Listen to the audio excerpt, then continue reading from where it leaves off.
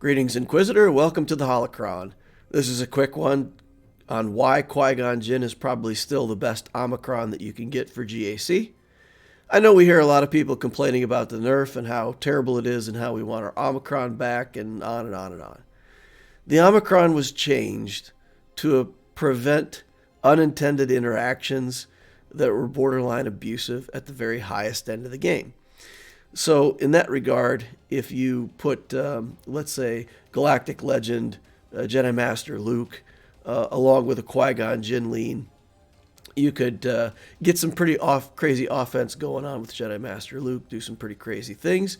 And if the AI actually kills the Qui-Gon, then of course Luke just goes nuts. If that's put on defense, you're left in a real sticky spot because you do have to kill Qui-Gon, and then, JML just goes crazy.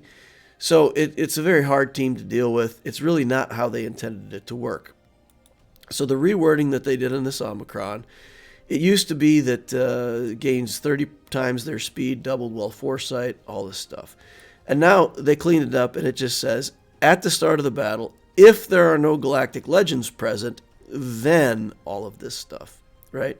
So you can't put your own Galactic Legend Jedi in with Qui-Gon Jinn anymore and have a successful ridiculous team. However, if there's no Galactic Legend present, then still everybody gains all this offense.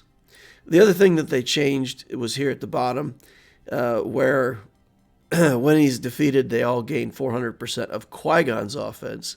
I believe that used to say 400% offense, and now it says 400% of Qui-Gon's offense, which would want you to have Qui-Gon being, let's say, the best character on the team. And then when he dies, he would give additional offense. His leadership is still in play for 30 times speed. So, all things considered, the way most people are going to use Qui-Gon is completely unaffected. So, people at the high end of the game are definitely affected by this. But for a lot of us in the mid-game, let's say 6 million galactic power and below, we're going to be able to find very good uses for this Qui-Gon still. At low-level accounts, we're going to do a team like this potentially for offense. For anybody who hasn't seen it, this is in my streams in the Loquitur account. Qui-Gon Jinn, Gear 12 with a bunch of scrubby little Jedi. We just put mods on them to give them some kind of speed where they can get bonuses, and then Qui-Gon Jinn gives them additional speed and 30 times their offense. And we've seen these Gear 8 and Gear 9 Jedi just hitting incredibly hard under this lead. We can control the matchup. We're certainly not going to be foolish enough to take this team in against the Galactic Legend where all of those bonuses will be canceled. On offense, we're in control of the matchup.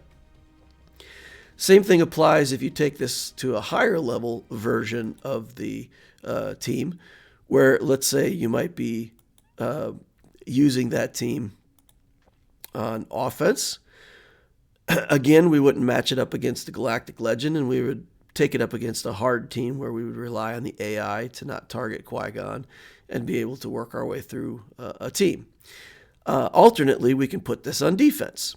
Now, imagine that your opponent comes in, sees this on defense, and says, aha, I can cancel Qui-Gon Jinn's entire ability if I just bring in a Galactic Legend. So he brings in a Galactic Legend to beat Qui-Gon Jinn team. Now, everybody's up in arms, and CG has said repeatedly that they don't like when non-GL teams can easily and consistently defeat Galactic Legends. So you don't want a Qui-Gon team coming in on offense and beating a Galactic Legend on defense. But if instead you can put Qui-Gon on defense and force your opponent to put a Galactic Legend in to beat it, it's the same thing. It's a lost matchup instead of a win, but they're using a Galactic Legend to take out a non-Galactic Legend team. And that's very powerful on defense. And on my main account, on the Allura account, I definitely plan to use this team on defense sometimes against certain opponents. If they have an SLKR, I believe that they'll look at this team and they'll think, well, that's an easy team for me to beat with SLKR. Alternately, if they have Jedi Master Kenobi, I'm going to want to start keeping the Padme Cat as an offensive tool to challenge that Kenobi. Then I'll take this Qui-Gon team on offense.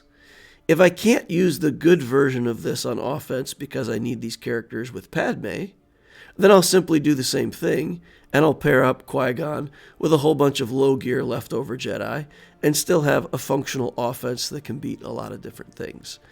So the flexibility that we get out of this Omicron is great. Now, if you're an endgame account and you have all kinds of Relic Jedi, and these situations aren't going to rise where you can take in a team of scrubby Jedi and expect to succeed because every single character on your opponent's defense is going to be Relic, well, then you're probably in the 9 million galactic power range, and this, Omicron may not be as good for you. But for that, rarefied 2% of the entire population that's playing up at that galactic power, then, they may not see it as attractive. For those of us at 2 million galactic power, we still have 6 million galactic power to go, where this is a great Omicron, and I think you'll be able to get plenty of value out of it. So no regrets to me on either account where I applied that Omicron, and in the TCO account that I'm building up, I'm still going to apply the Omicron to Qui-Gon Jinn. It'll still be very useful, very functional for a long time to come for these reasons. The Galactic Legend is the only thing that cancels it, and as long as we're smart enough not to put a Galactic Legend on the team or take it up against a Galactic Legend, then it's everything it's advertised to be. That's all we got to say about this. Thank you all for watching. Appreciate you, and I'll see you in the next Holocron.